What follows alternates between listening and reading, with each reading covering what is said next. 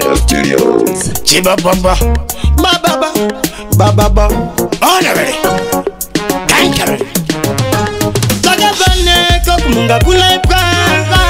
Daba utachi baba tamure mangoma. Andimboka, andimboka. Dakambo tambane waikangani samazuwa kawanda. Panakakura, nekwangakakurira. Panakangandile nzara. Pandazo bawa mutara. Panakangani sinatora. Siskapeka sinotura. Panakandishe zindafamba nevanoraya. Nishizi uyo vanokangawaya. Dozifunga, dozitawura. Ishe ndo chema. Ndiri mutazi ishe asizwaititi. Kana ndichichema. Pataka kurira pandakazvarirwa. Daivana chitema. Ndiri mutazi ishe asizwaititi. Kana ndichichema. Pandaka kurira pandakazvarirwa. Daivana chitema. Wainzi uri mustreti, wainzi uri bambi. Uri wesheti, wainzi une matombi. Patakazoona kwazvinoperera. Pai pataiswerera. Varika vakapinda mukati. Asi una vachirima mukati. Haisi mosha, asi inyasha. Baba ndochema na mazuwa iwanyo.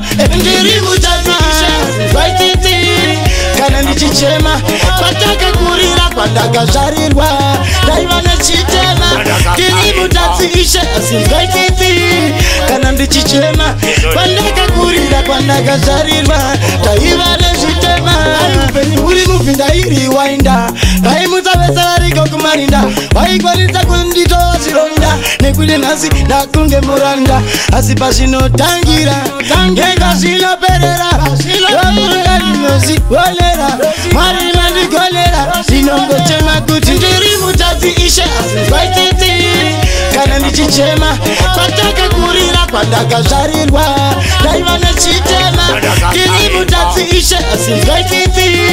Kana ndichichema. Pandaka kurira pandakazvarirwa. Daivana chitema.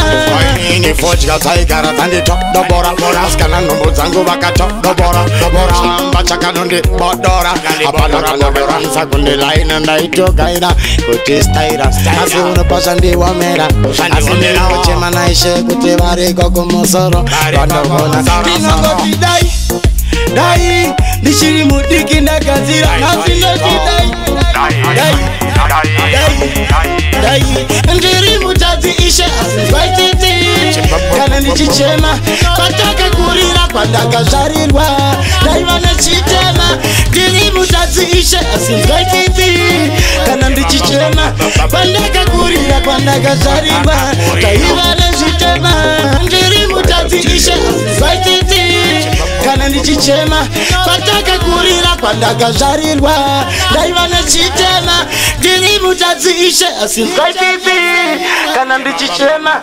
Pandaka kurira pandakazvarirwa. Daivana chitema.